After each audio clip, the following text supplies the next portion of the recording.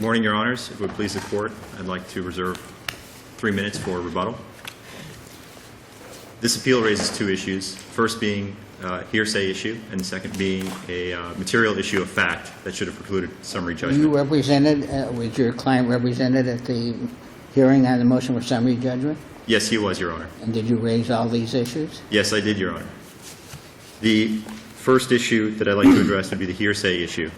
Hearsay, introducing business records. Let me ask you some preliminary questions. Yes, Your Honor. Your clients are living on the property? Yes, they are. When was the last payment?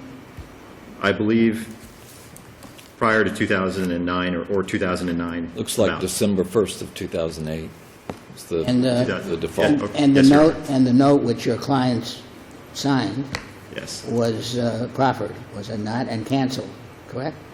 It was proffered at the summary judgment hearing. And was canceled. I believe it was canceled. I didn't actually see it get stricken through, though. But in all likelihood, yes, So Your what Honor. is, what happens if we reverse the summary judgment? I'm sorry? What happens if we reverse the summary judgment? It goes to trial, correct? It should go to trial, yes, Your Honor. And what are the defenses? Well, the defenses are that there was a failure of default notice, that the plaintiff did not have standing at the inception of this case.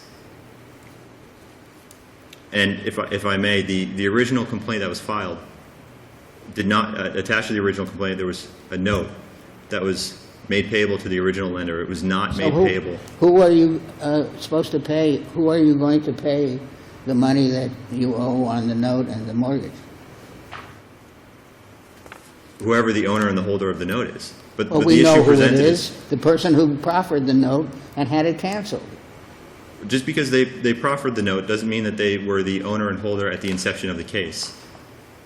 And I'd cite Isn't to there make a a summary clean case on judgment that rule, issue. and we have the reigning expert on the summary judgments in Florida about not preventing summary judgment through the raising of paper issues, and that the real merits of the case must be found to have a genuine issue of material fact? Yes, Your Honor. And in this case, there was a material issue of What fact. did you file anything in response? Did you to file an affidavit that they were not the holders, they were not, or anything?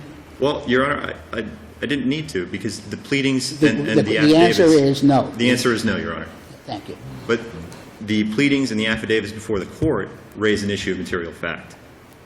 Well, let's take a couple of things. First of all, there is no affidavit that sets out a different amount than the amount claimed by the lender.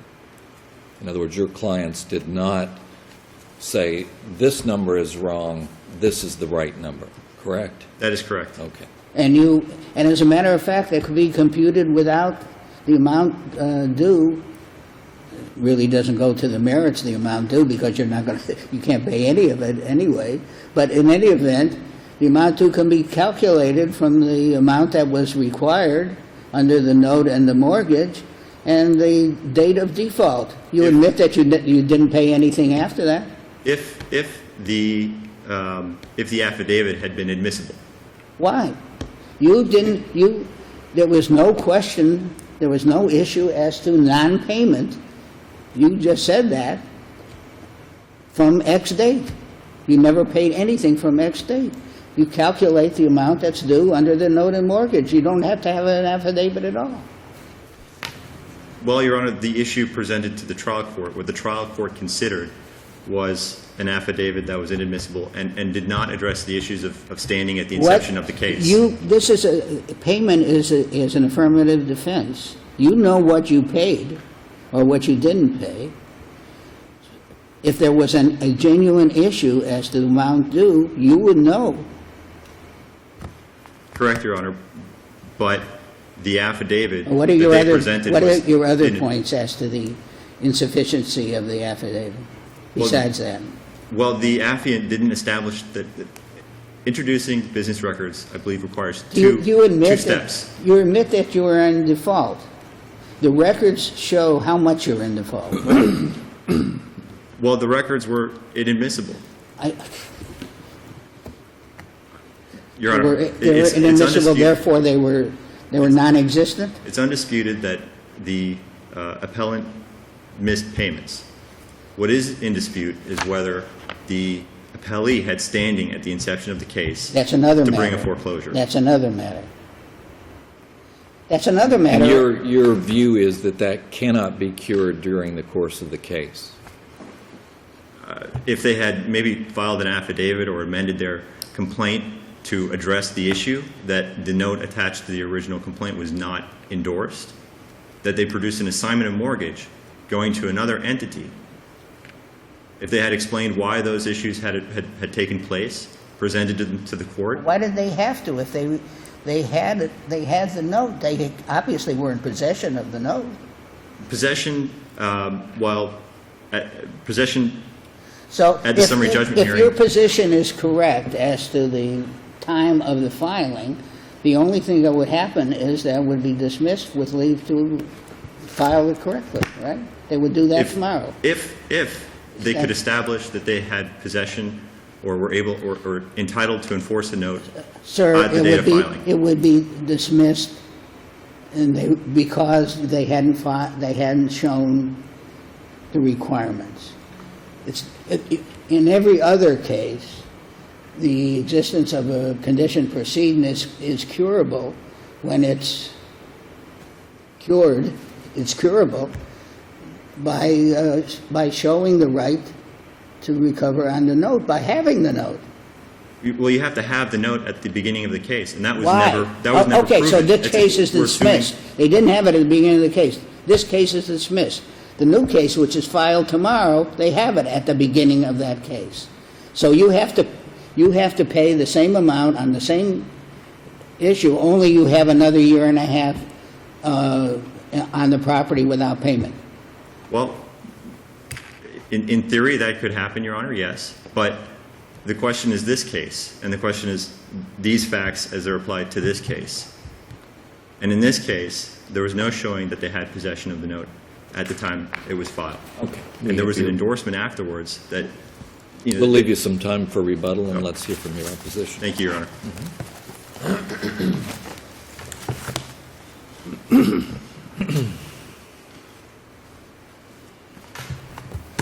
Morning, gentlemen. May it please the Court. Ron Gachet, Shapiro, Fishman, and Gachet for the lender, the plaintiff. Counsel's mistaken when he says there's no record evidence that we didn't have possession or did not have possession of the note at the inception. Let me take a step back. There's standing at the time to foreclose, which is on the day of the hearing, where you have to have the original note and turn it into the court. It has to be canceled so that the court can cancel and issue a judgment. The original note was surrendered in this case? The original note was surrendered and canceled. So that's standing to foreclose at the time of the hearing. You also need standing at the inception of a case. The case law is clear.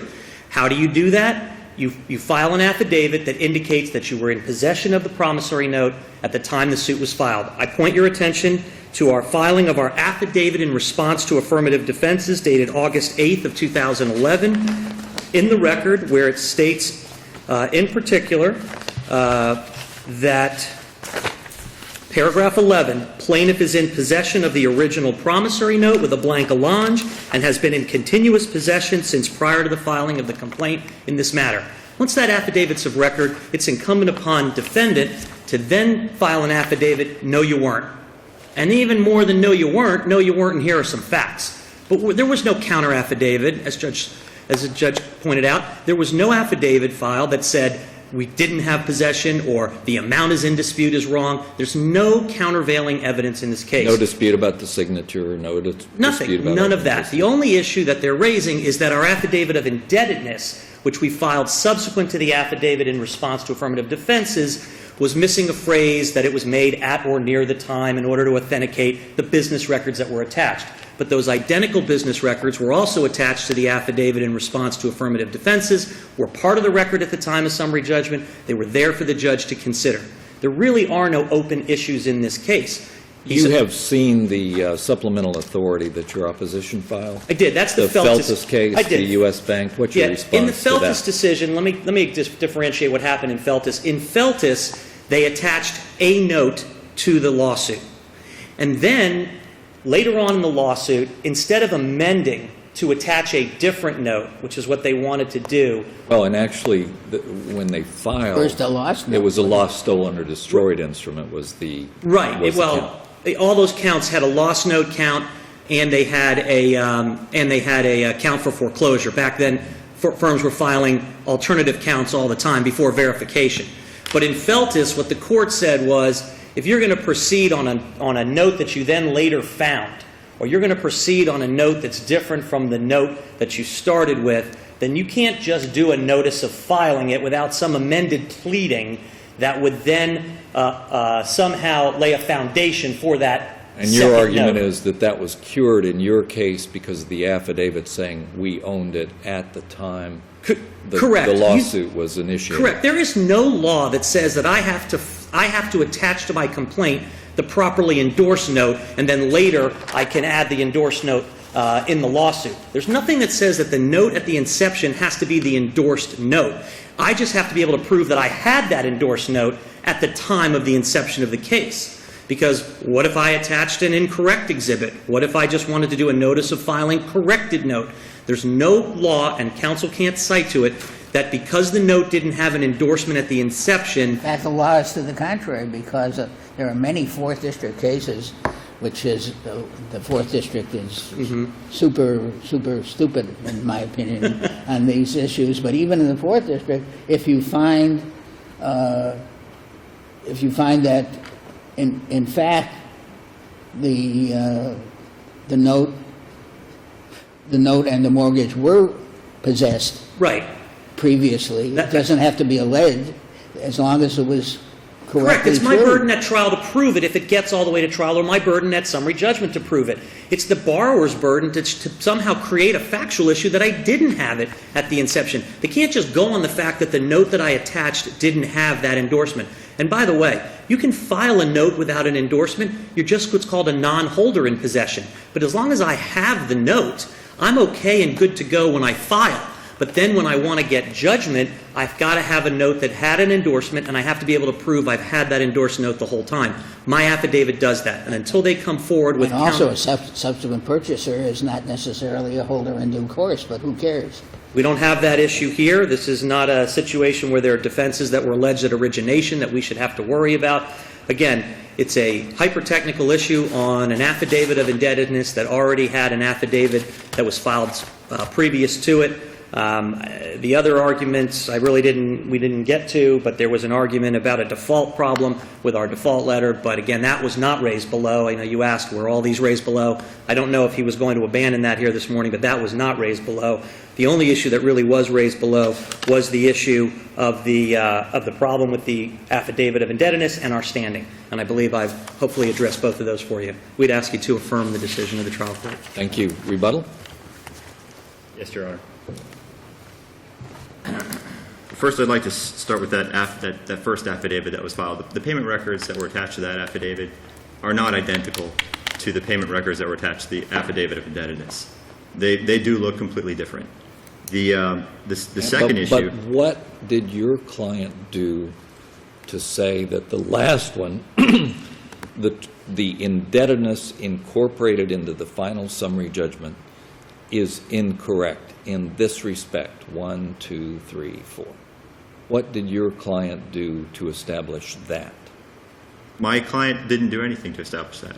But the issue is whether the plaintiff, which has the burden on a summary judgment, on this summary judgment motion, proved those things through admissible evidence. To eliminate any genuine issue of material fact. Well, if I may go back to the standing issue, the affidavit, the first affidavit that was filed, says that there's an allonge attached to the note. There is no allonge. There's an endorsement attached to the note that was attached to that affidavit, what? but there's no allonge. So what? The possession. Why is that material? Well, it goes again to whether this affiant really knew what he was talking about. He was saying that there's an assignment of mortgage. Did you say anything about it? Did you take his deposition? I did not, Your Honor. But his affidavit contradicts itself. It has to be a genuine issue of material fact. In regards to the affiant saying that they were in possession of the note, possession is not the entire equation. They not only said they were, they had the note and proffered it, and it was canceled. The problem with this issue is the problem of maybe two people. You don't know who actually has the note, who is that. You can always be sued again by somebody else. This is the, and I use the word very advisedly, entirely phony argument, which is made constantly. The phony argument is dissipated completely when the note appears signed by your client and is and which you did not pay, and which is canceled. It's a phony issue. Respectfully, Your Honor, I believe that the issue is whether they had standing at the inception. And standing at the inception, they argue that we had possession, but possession is only part of the equation. But they have an affidavit saying they held that note at the time the complaint was filed. Your response to that is that there was an insufficient predicate to establish that in an affidavit. Is that it? Well, the complaint contradicts that. The complaint says, no, you didn't hold the note because the note wasn't endorsed. And then when they say, okay, well, we had possession and we had the rights of the holder, the assignment of mortgage contradicts that, which says that this other company had the... So that somebody else, some other person, the one that it was endorsed to, some other company is the one really who can sue to recover on the defaulted note, correct? Well, that's the issue. That's why this issue even arises. The possibility of somebody else lurking in the weeds who may recover this money again. Isn't that the reason for the rule?